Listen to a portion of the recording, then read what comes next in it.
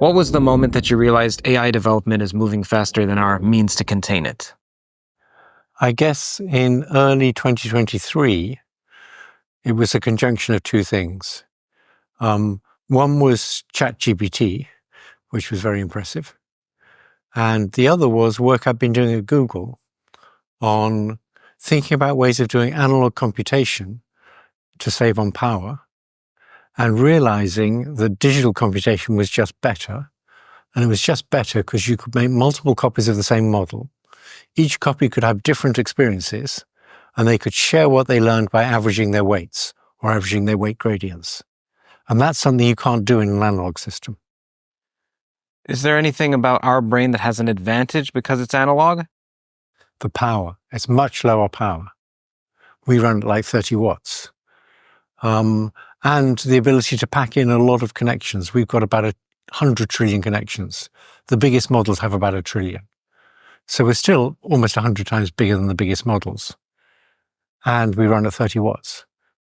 Is there something about scaling that is a disadvantage? So you said it's better, but just as quickly as something nourishing or positive can spread, so can something that's a virus or something deleterious can be replicated quickly.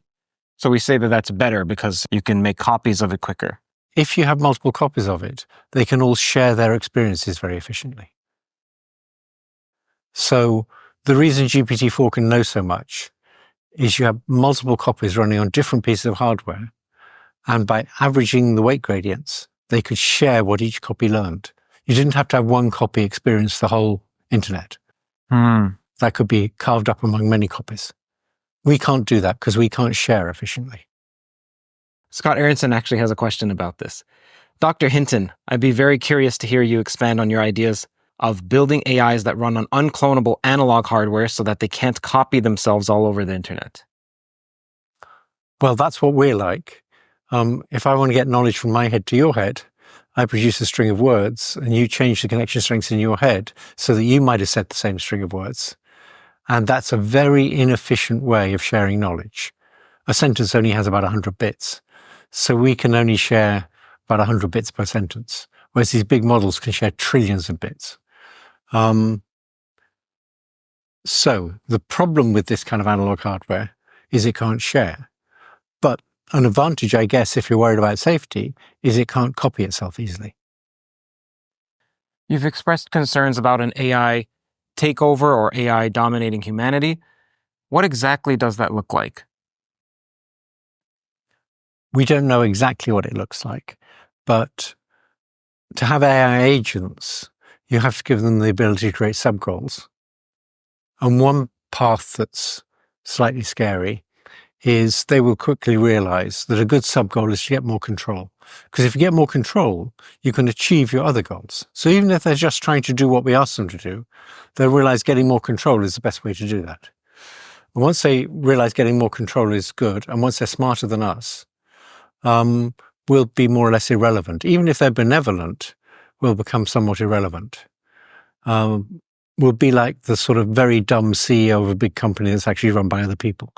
I want to quote you. You said that it's tempting to think, because many people will say, can't we just turn off these machines? Like currently we can.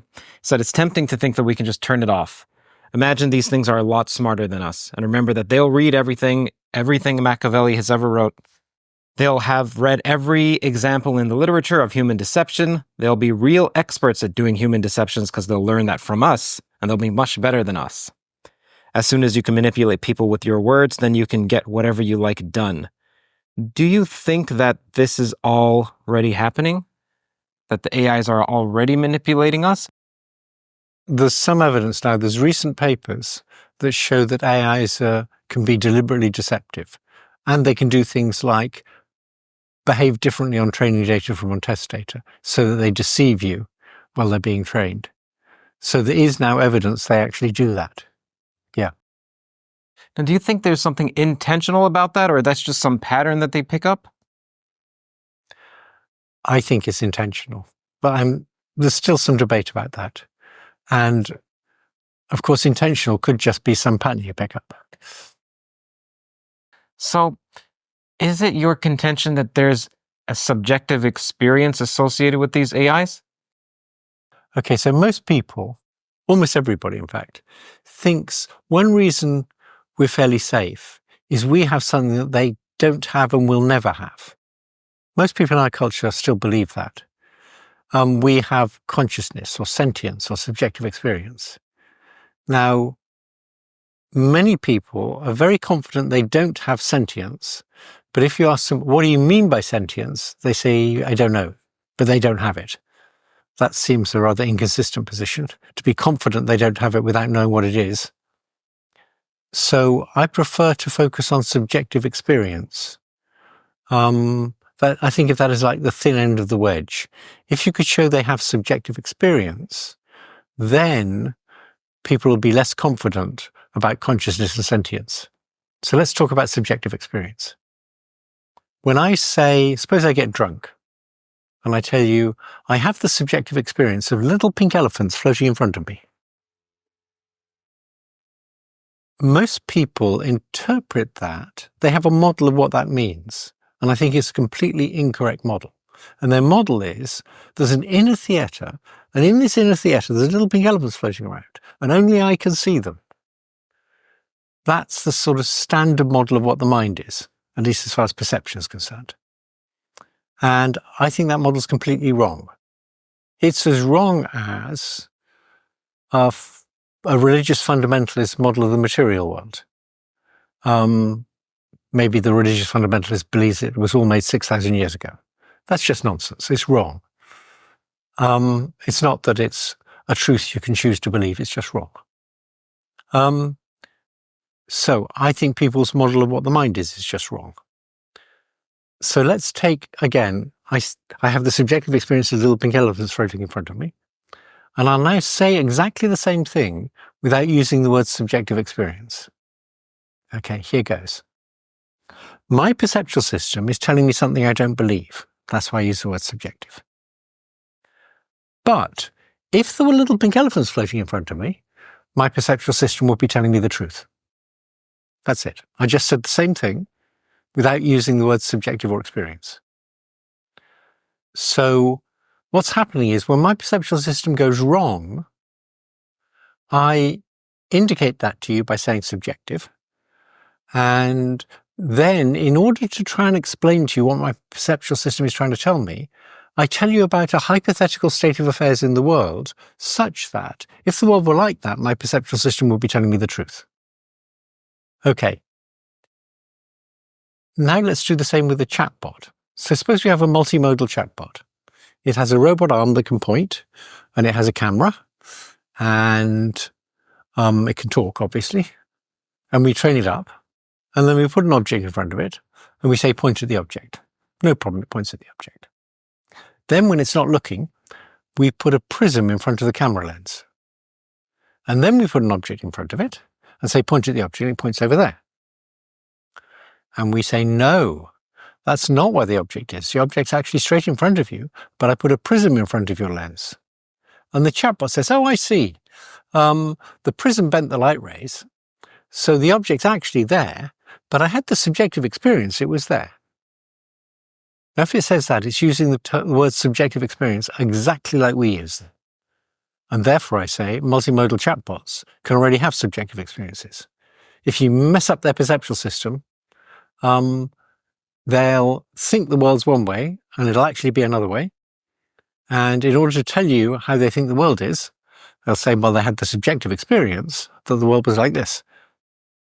Okay, so they already have subjective experience. Now, you become a lot less confident about the other things. Consciousness is obviously more complicated because people vary a lot on what they think it means, but it's got an element of a self-reflexive element to it, a self-awareness element, which makes it more complicated. But once you've established that they have subjective experience, I think you can give up on the idea there's something about them, something about us that they will never have. And that makes me feel a lot less safe. So do you think there's a difference between consciousness and self-consciousness? You said consciousness has a self-reflexiveness to it, but some consciousness does. Yes. So philosophers have talked a lot about this. And at present, I don't want to get into that. I just want to get the thin end of the wedge in there and say they have subjective experience. So for something to have subjective experience, does that not imply that it's conscious? Like, who is the subjective experience happening to? Where is the subjective experience being felt? Okay, exactly. So you say, where's the subjective experience being felt?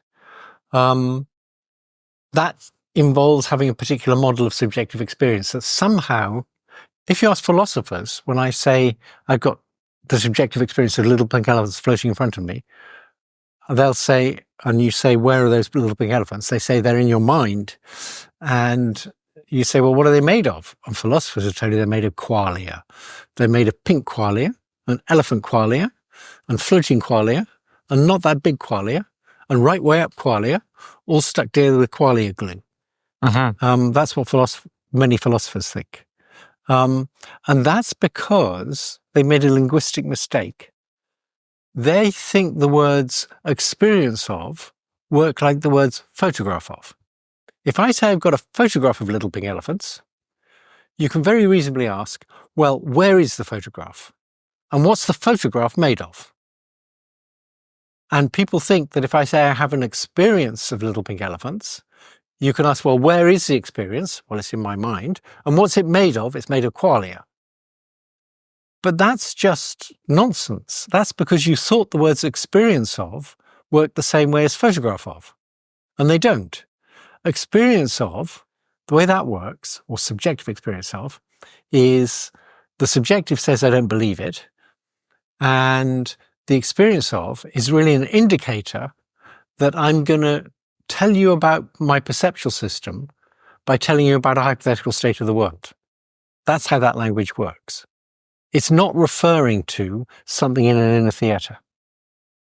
When I hear the word perception, it sounds like an inner theater as well. Like if you say, I see something in my perceptual system, it sounds like there's this you that's seeing something on a perceptual system that's being fed to you. So that's the wrong model. Yes, you don't see your percepts, you have your percepts. So photons come in, your brain does a whole bunch of processing.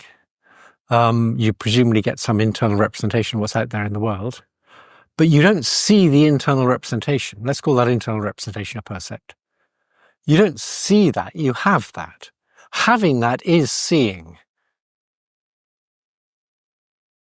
But people are forever trying to think that you have the external world, something comes into the inner theater, and then you look at what's in the inner theater. It doesn't work like that. There was a psychologist or neurologist who thought that the pawns had to do with consciousness.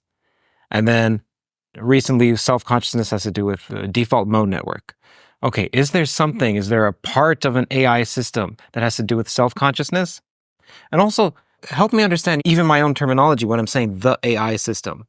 Are we saying when it's running on the GPU? Are we saying it's the algorithm? Like, what is the AI system that is conscious or that has subjective experience? So where is it? I guess there's going to be some hardware that's running it. And it's going to be that system that's going to be conscious. That's if something's going to be conscious.